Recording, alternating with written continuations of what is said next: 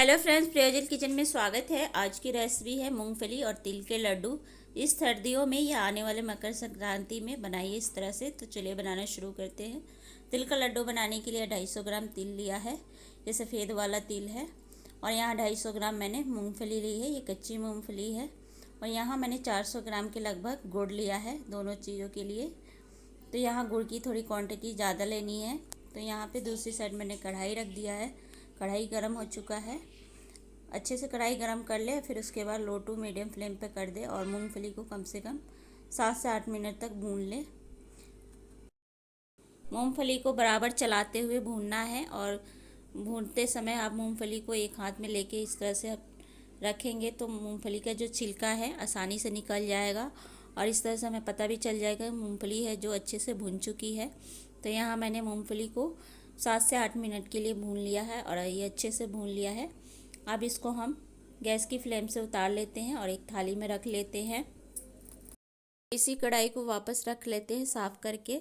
अब तिल को डाल के हम भूनेंगे और इसे हाई फ्लेम पर 1 से 2 मिनट के लिए भूनेंगे जब तक तिल चटकने ना लगे। तो तिल यहाँ पे चटकने लगा है। अब हम फ्लेम को लो टू मीडियम कर देंगे और इसे कम से कम 6 से 7 मिनट के लिए भूनेंगे। और जब तक भूनेंगे तब तक इसका थोड़ा कलर भी ना चेंज हो जाए। तो भूनते भूनते इसका कलर भी चेंज हो गया है और 6 से 7 मिनट हमने इसे भूनना भी है। तो अब इसे एक बर्तन में निकाल लेते हैं तिल को। जो बादाम को भून के रखा था उसके छिलके साफ कर लिए हैं और इसे हम तोड़ लेते हैं कूटने वाले से। बादाम को जितना हो सके तोड़ लेंगे। तो यहाँ पे मैंने इस तरह से सभी बादाम को तोड़ लिए हैं। उसी कढ़ाई को वापस रख लिया है। अब इसमें हम 1 चम्मच घी डालेंगे और जो हमने गुड़ तोड़ के रखा था इसी के साथ डाल देंगे गुड़ को।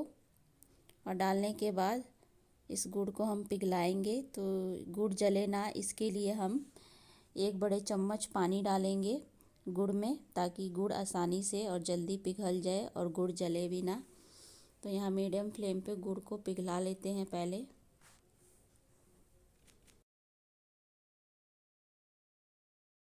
तो यहाँ गुड़ पिघल चुकी है अच्छे से। अब गुड़ को हम चाशनी बना लेते हैं, यानी तार वाली 2 तार वाली चाशनी बना लेंगे।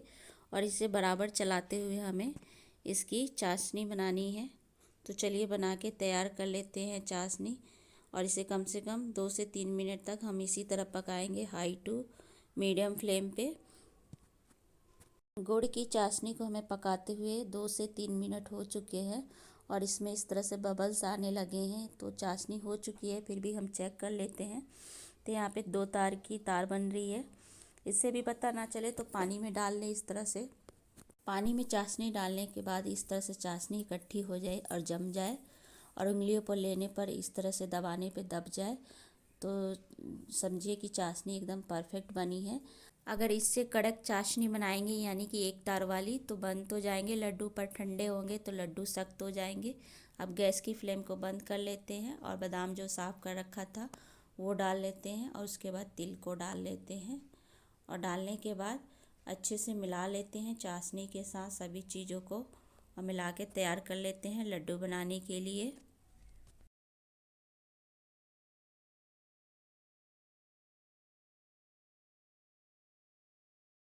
तो यहाँ पे अच्छे से सभी चीज़ों को मिक्स कर लिया है। अब लड्डू बनाने के लिए मिक्सचर तैयार है।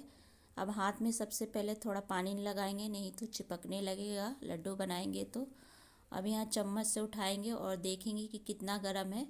तो यानी कि हाथों में आने लायक है लड्डू, तब मिक्सचर को लेंगे और बनाएंगे इस तरह से लड्डू। मिक्सचर ठंडा होने से पहले सभी लड्डू को बना के तैयार कर लेना है। ठंडा होने पर ये लड्डू नहीं बन पाएगा। तो इस तरह से लड्डू बना लिया है मैंने एक, और इसी तरह से सभी लड्डू बना के तैयार करेंगे। आप चाहे तो परिवार की हेल्प लेके फटाफट लड्डू को बना के तैयार कर सकते हैं।